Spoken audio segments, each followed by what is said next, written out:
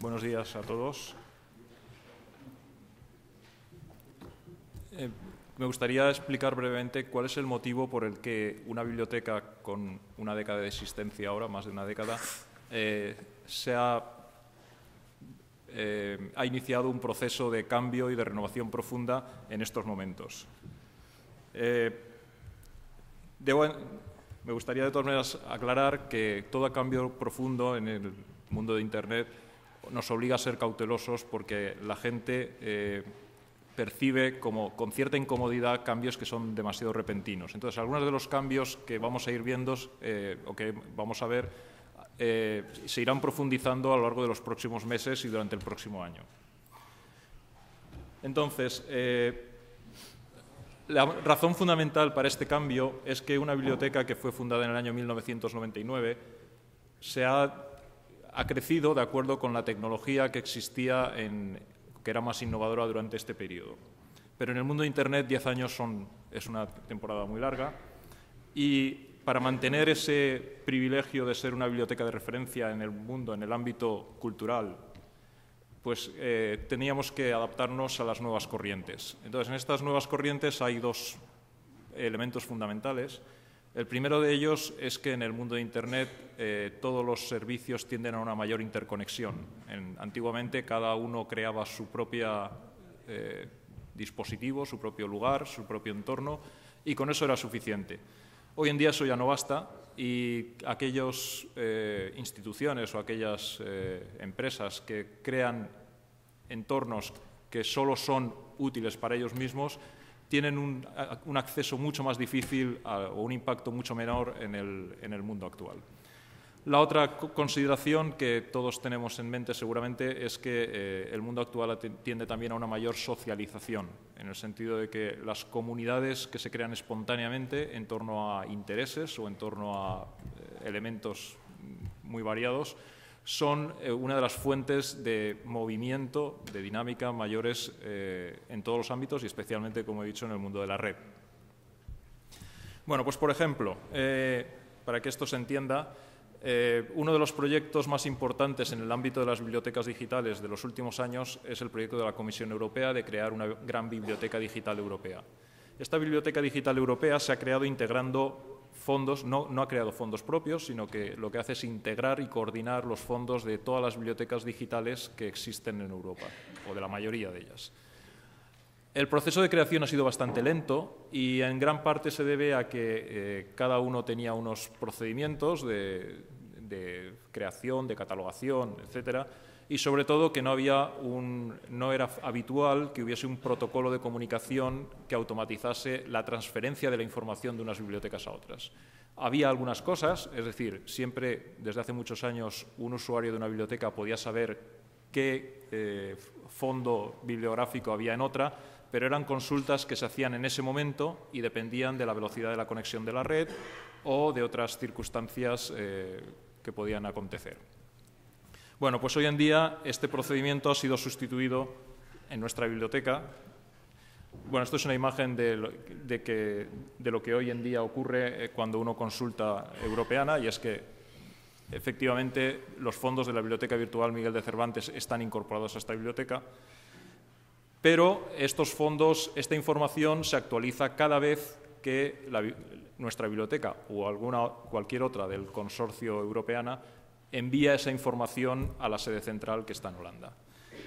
Con los nuevos servicios del protocolo, tiene un nombre en inglés que es Open Archives, esta comunicación se hace automática y es simplemente la biblioteca que centraliza, o cualquier otra, la que puede pedir a otra biblioteca información sobre su catálogo completo e incorporar esa información localmente de tal manera que el usuario que está visitando una biblioteca, cuando ve fondos de otras, no está realmente solicitando información distribuida, sino que está toda centralizada con la velocidad.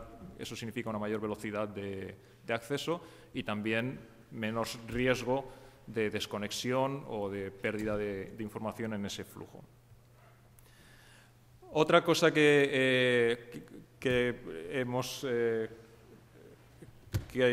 mencionado es que la interconexión cada vez es más importante. Entonces, una biblioteca hoy en día debe o conviene que preste servicios no necesariamente creados en esa misma biblioteca, sino ofrecidos por terceros.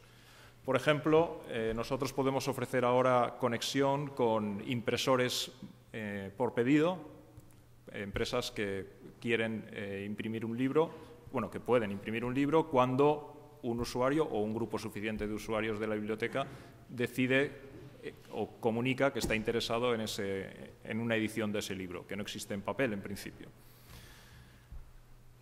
Y otra cuestión bastante significativa hoy en día es que los ordenadores han dejado de ser el dispositivo por excelencia con el que la gente se relaciona. Hace unos años era así, pero hoy en día hay otros dispositivos que compiten con los ordenadores en ofrecer el mismo tipo de servicios a los ciudadanos. Por ejemplo, los teléfonos móviles o, como se ha mencionado aquí anteriormente, los portalibros electrónicos, los lectores de libros electrónicos. Bien, pues merece la pena decir que la Biblioteca Virtual Miguel de Cervantes, en su origen, tomó una decisión que se ha revelado bastante rica o bastante enriquecedora, que fue la de transcribir una gran cantidad de los libros que digitalizaba. En aquel momento se tomó por decisiones técnicas, porque la transcripción automática era bastante costosa y porque la comunicación con países distantes requería utilizar pocos recursos y la transcripción facilitaba que los libros se transmitiesen con menos volumen de información transmitida. Pues esa decisión inicial, como decía, ha provocado que tengamos una colección bastante interesante de obras transcritas, unas 7.500, que pueden convertirse de forma automática en distintos formatos o, digamos, formatos como el hipertexto, que es lo que se lee en Internet, pero también formatos gráficos, como el JPG, que es el típico de las fotografías, o como formatos para poder imprimir, como es el formato PDF, que casi todo el mundo conoce, o los más recientes formatos electrónicos, formatos para libro electrónico, que son todavía menos conocidos, pero que hay algunos bastante estándar, como por ejemplo el EPUB o EPUB, según cómo lo pronunciemos. Bueno, pues todos estos procedimientos de transformación hoy en día están disponibles en nuestra biblioteca.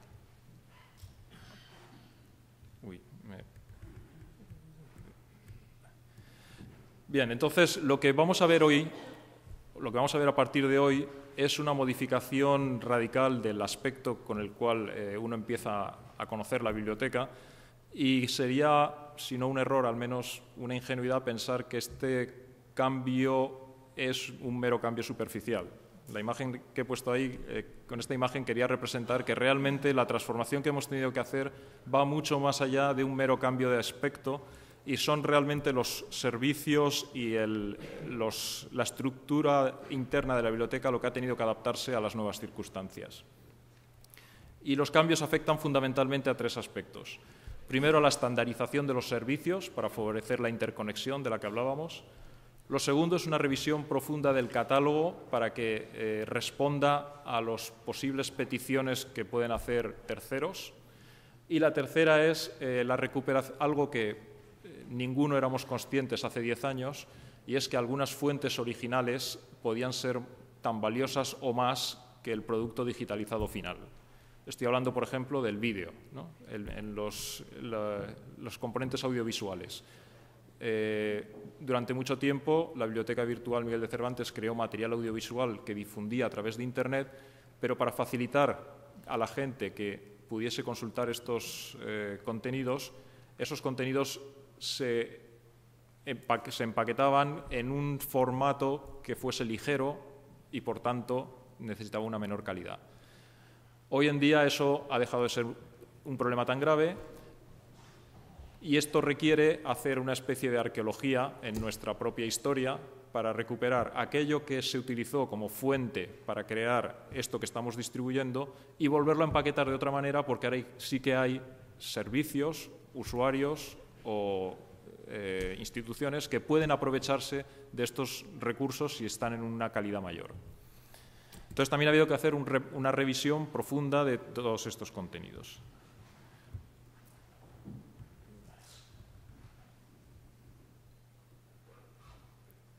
Bueno, en el momento actual, lo que podemos ver en la biblioteca es del entorno de 30.000 obras propias, quiere decir ediciones digitales creadas en la biblioteca, y aproximadamente 23.000 contenidos que son propiedad de otros proveedores o socios o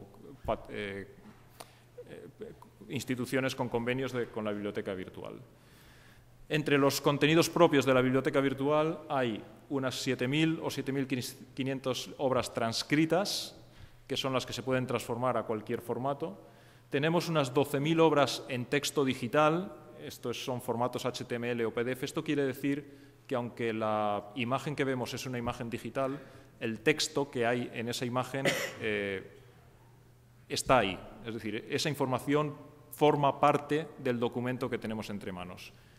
Luego tenemos unos 7.000 facsímiles. La diferencia entre un facsímil y un texto digital es que el facsímil tiene la imagen de un texto o de un mapa o de una imagen, pero si es de un texto, el texto no está como parte de la información del documento, lo cual dificulta un poco su utilización o su transformación. Estamos en proceso de revisar todos los documentos de los archivos, que son casi cerca de 15.000, y en proceso de recuperar los originales y volverlos a transformar a nuevos formatos de los contenidos audiovisuales. Esto es parte del camino que se irá recorriendo en los próximos meses.